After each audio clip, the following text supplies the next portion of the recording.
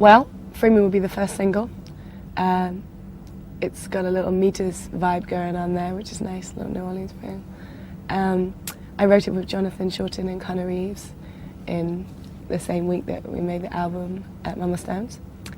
And yeah, I guess it's just about a freedom, a musical freedom, and the right to be free. Everybody has that right. So I wanted to express that.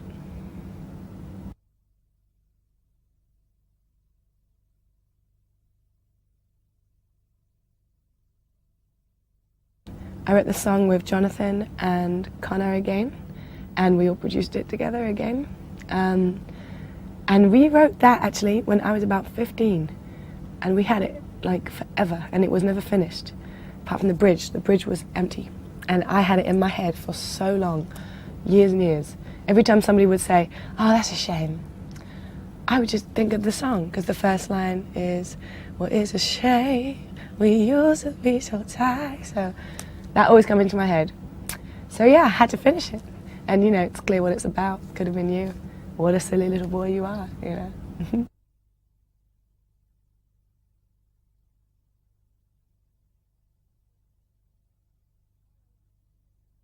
Parallel Lines was written and made in the same time by the same people. Jeff, I just asked him real nicely, would you do something on this track? You know, because he's amazing, absolutely a brilliant person. So we went down to his house in Kent, and he just recorded it, and then I recorded something for him, and you know, we're always sharing music, so that was nice. And then when we were mixing, we mixed it in Raphael's studio in LA with Chuck. So that's around the corner from Sheila. So I worked on another song with Sheila. Her and her family, they were making an album, so I wrote a song with her. And we just thought, hey, will you play a little something on my record? And she said, yeah, sure. So that's how it happened.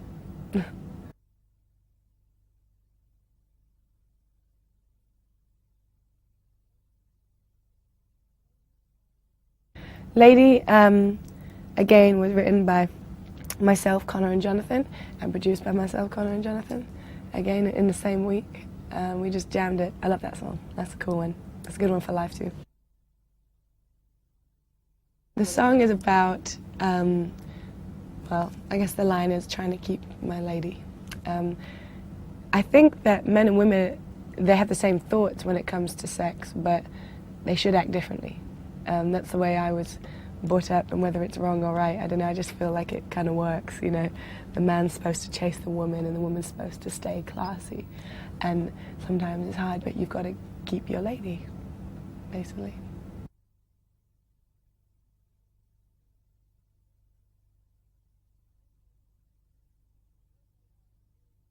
Four in 20 Hours, written by the same people, produced by the same people, is a song.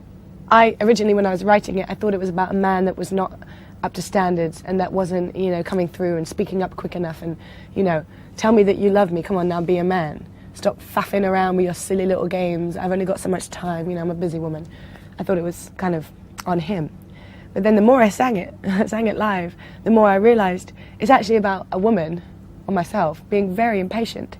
4 in 20 hours. I give you 4 in 20 hours to prove your love to me, basically. I'm going to give you 1 day. That's it, 1 day. So maybe that's a little too impatient. But we didn't know how long the story went on for. In my story, it went on for a very, very long time. And then she turned up and was like, no, now you got 1 more day. And that's it.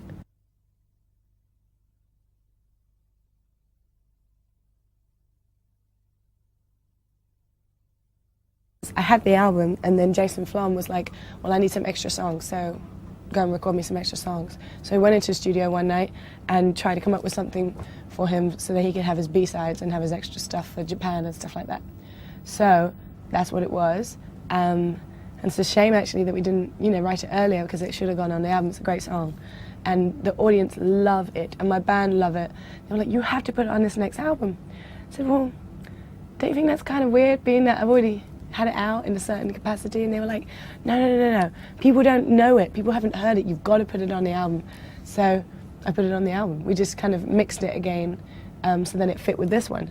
So we need a couple more songs, so we popped it on there, and it fits perfectly. And now we have Raphael too. He's like a prominent part of it, whereas before he just played on a couple of the tracks, and it's kind of like secretly he's part of it, but now he's really part of it, which I like.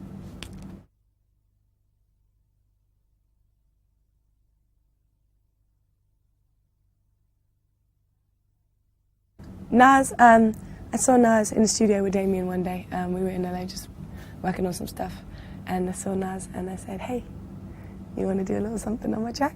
And he said, sure. That simple, really. I think that when you agree on a subject, it helps. You know, when Lauren was part of music, I thought that was a perfect song to send to her because I knew how, well, I guess I hoped that I knew how she felt about music. And I think I was right. So the concept kind of grabbed her, and then she was part of it. And I think the same thing with Nas. You know, he agrees with me. It's a very political song. It's very honest, and it's how I feel. So I hope the man agrees. He clearly does, you know, because he's been part of it. So I think he sees it as something important, as I do. So he's part of it now.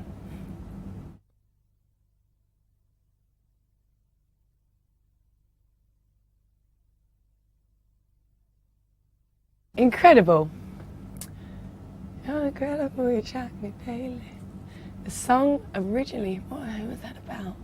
Before I changed it, I was starting to write something. I remember.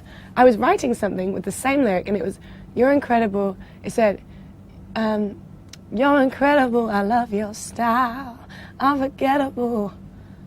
You drive me wild. Something like, I didn't like the lyrics, it was stupid. It was like a love song. It was like, oh man, God, you're incredible, you're gorgeous, you're this, you're that, blah, blah. Then when I went in the room with the band, and we messed around with it for like 2 days, this is a completely different band in a different session. It was when I was doing the Flake advert. The people from Cadbury's wanted to film me pretending to write a song. So I said, well, why don't you film me writing a song? That's what I do. Why don't we get some musicians in and actually, you know, write a song and have it be great and have something out of this. So we did. So we took this song that I'd actually written really the night before, and Jonathan came in and he produced it and wrote it with me. But then the concept started to change. Sometimes that happens. It was actually the camera crew. They kept bugging me, and they were really nice, honestly. These people were really, really nice, and I got along with all of them really well. But they kind of just inspired it, because I'll tell you why. They're very specific, and it's not because they were mean, because they were lovely. I would be writing, and I was just like, I thought that they would just kind of capture what was going on, but it wasn't. It was quite specific. So here I am trying to write a song, and I'm thinking, okay, you're incredible, blah, blah, blah, blah.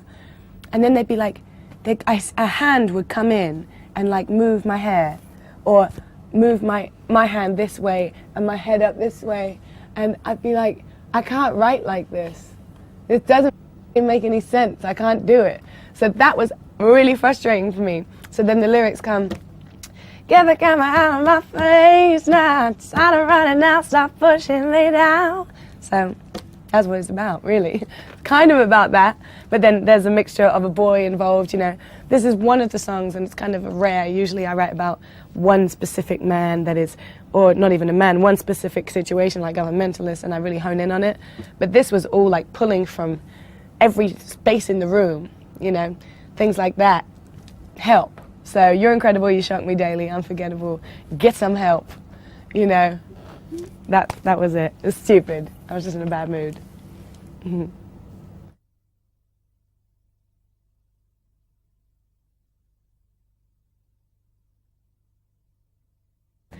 It's a massive song here, actually. It was a really big song. They made it like a dance record. It originally is Candy Staten, and she did like the soul version of it, and then they did a dance thing, which was massive here in England, but it wasn't big in America. So my friend Rupert had said to me, oh, Josh, you should cover that. And I was like, wow, I would, but I wouldn't want to ruin it, man. It's such a great song. And then, like, literally 2 days later, another guy said to me, you should cover You Got the Love, and they come from completely different parts of the world. I thought, well, maybe it's just written in the stars. Okay, I'll do it. So that was that. And that's the first track that I produced, like, alone. So I was very nervous to do that, but my band helped me out a lot, which is really cool. I was supposed to do it with Raphael, but he couldn't come, and I only had so much time, so I was like, maybe I can just try and do it by myself. So I was like singing them like bass lines and stuff. I didn't know what I was doing. But it was really fun to do. It was quite scary. It was fun.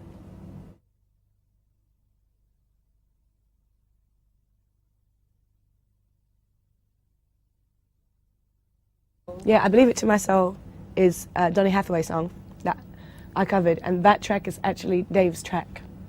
You know, he produced it and it's his, and I just was part of it. So we put it on my album and it just fits perfectly.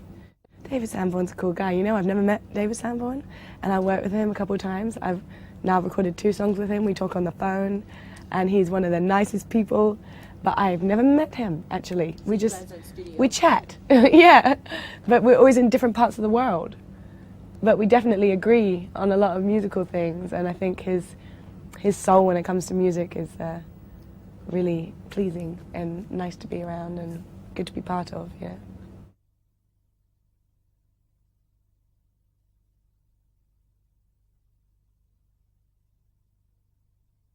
Jamie Hartman was originally from a band called Ben's Brother. Now he is a solo artist. Jamie Hartman is his name, and he has a record out at the moment called Battling Giants, I believe it's called, and it's great.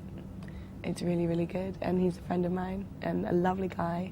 He was actually signed to the same label as me a while ago. Now he's changed, he's gone to Ireland, and he writes brilliant songs, and that's one of the songs that he wrote, and I believe that he produced it. And I just added my little thing, did what I could. Stalemate is basically when you get to a point in a relationship when it used to be so beautiful and it just gets so stale and you don't really know whether to go left or right, and trying to figure that out, basically. I'm at stalemate with you and I don't want to be.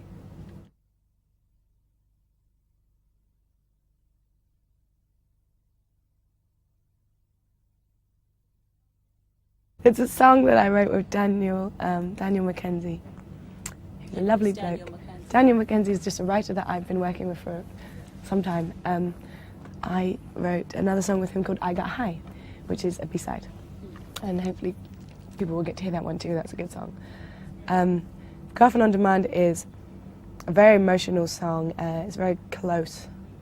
It's very specific too.